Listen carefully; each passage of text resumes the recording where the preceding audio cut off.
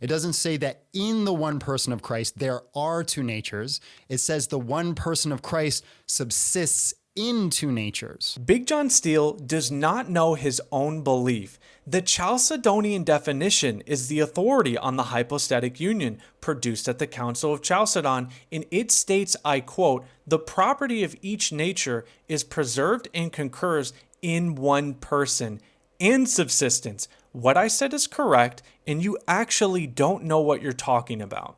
This is just a misunderstanding of what personhood is. Nope, but you misunderstand some fairly basic metaphysics about personhood, and I'll prove that by showing your view clearly necessitates something called functional Nestorianism. So personhood is an individual substance of a rational kind, or a subsisting individual of a rational kind, which means the personhood of Christ can subsist in the human nature as well as the divine nature. The claim that the one person of Christ can subsist in a God and human nature simultaneously isn't true for many reasons. Number one, this would entail a dividing of personhood, and you can't do that without entailing a separate person. The hypostatic union says there's only one. Number two, a nature is an abstract thing.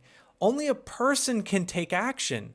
So when they isolate one of the natures and say only the human Jesus needed to eat, sleep, and die, that would entail a separate person because only a person can act individually, not a nature. This is functional Nestorianism. Again, it's only a contradictory issue if one thing has those contradictions. Doesn't violate the law of excluded middle because there's not one thing that has those contradictions. There is one person who is said to possess both natures. There is one person. And lastly, these natures have exclusive attributes.